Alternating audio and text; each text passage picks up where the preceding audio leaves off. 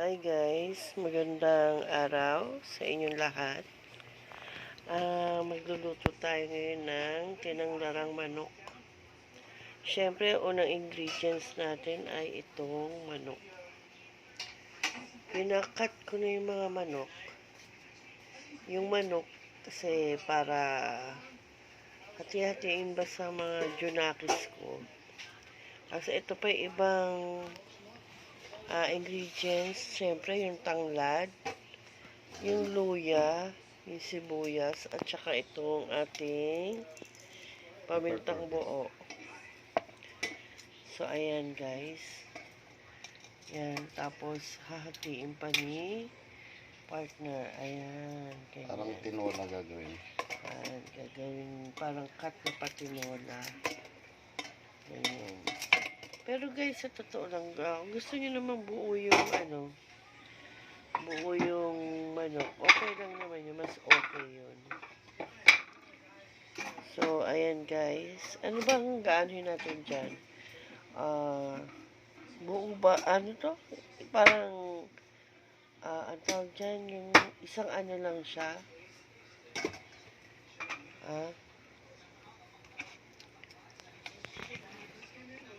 Ayan guys. Ilagay natin yung luya, sibuyas, at yung ating tanglad. Ayan guys, nilagyan ng tubig at saka yung ating pamintang buo. Papakuluan to, no? So guys, papakuluan natin yan. Kakatasin natin. Yun. Para lumasa ng gusto bago ilagay Okay yung manok. guys, sakpan muna natin. Ayan. So, takpan muna natin guys. Ayan guys. Ang bango. Ang bango ng tanglad. So, buhusan natin yung ating manok guys.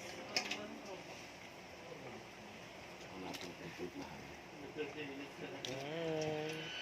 Tsaka natin timplahan guys. Sumabit yung isang manok ko.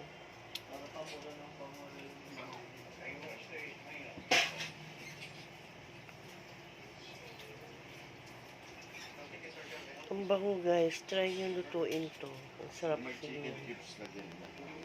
Kung meron kayong chicken cubes guys, lagyan nyo rin. So, maglalagay kami ng chicken cubes. Sarap. Sarap yan guys. Try nyo sa bahay. Try nyo lutuin.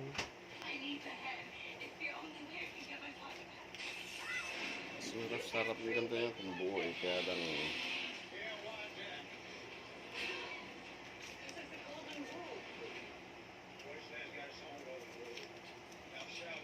dyan sa baw. Ayan guys. So, ano to, no? Pakukuluin pa ng pakukuluin. Lulutuin yung manok. Pag naluto yung manok, di okay na. Timplahan nyo lang kung kulang pa sa alat. Kasi maalat na yung cubes eh. Kung kulang pa sa alat, dagdagan na lang nila ng asin.